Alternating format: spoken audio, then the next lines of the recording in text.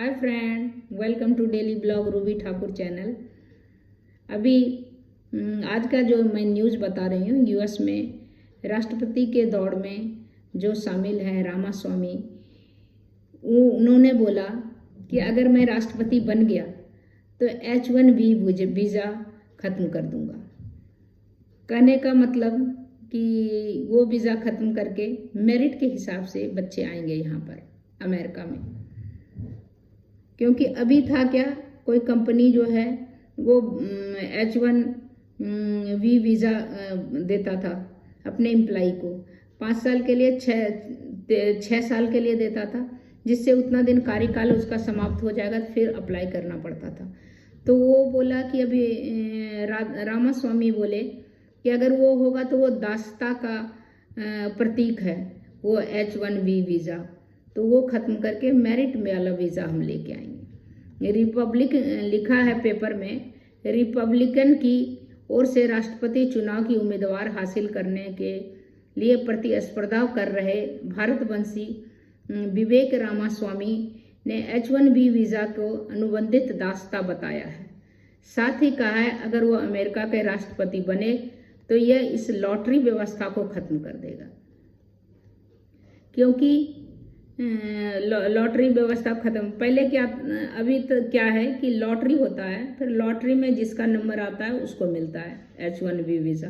क्योंकि बहुत सारे अप्लाई करता है कि वहाँ वर्क करने के लिए वर्क परमिट होता है। H1 वीज़ा में वर्क परमिट है कि आप कर सकते हैं, पढ़ने जाते हैं तो आप 2 साल तक काम कर सकते हैं। इसके बाद आपको H1B वीज़ा लेना पड़ेगा, वहाँ पर आपको रह के काम करने के लिए, पढ़ने के लिए F1 वीज़ा लेना पड़ता है। तो उन्होंने वही बोला कि उसको फिर ख़त्म कर दूंगा, फिर योग्यता के हिसाब से यहाँ पर आएगा सब। H1 वीज़ा भारतीय IT पेशावरों के लिए काफ़ी लोकप्रिय है। यहाँ से जो जाता है उसके लिए काफ़ी उसका इम्पोर्टेंट है, महत्व है। वह एक गैर अप्रवासी वीज़ा है जो अमेरिकी कंपनी को विदेश श्रमिक को विशेष व्यवसाय में नियोजित करने में अनुमति देता है। टेक कंपनी भारत और चीन जैसे देशों से हर साल हजारों कर्मचारी की नियुक्ति करते हैं, फिर उसका इस्तेमाल करते हैं। मतलब यहाँ के जो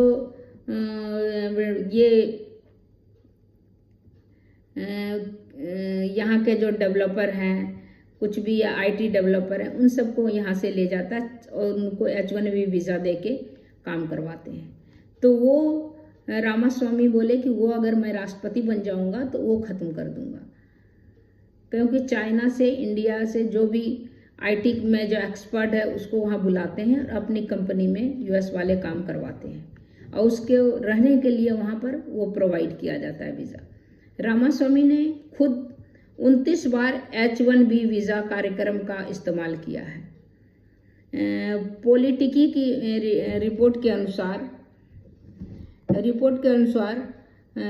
2018 से 2023 तक अमेरिकी नागरिकता और इमिग्रेशन सेवाओं ने H1B वीज़ा के तहत कर्मचारी की नियुक्ति करने के लिए रामास्वामी की पूर्व कंपनी रोडवंत साइसेज के लिए 29 आवेदन को मंजूरी दी थी। रामास्वामी ने बताया कि लॉटरी प्रणाली के वास्तविक योग्यता आधारित प्रवेश नियम से बदलने की आवश्यकता है। यह अनुबंध दासता का एक रूप है जो केवल उस कंपनी को लाभ पहुंचाता है जिससे उसका उपयोग किया है। मैं इसे खत्म कर दूंगा।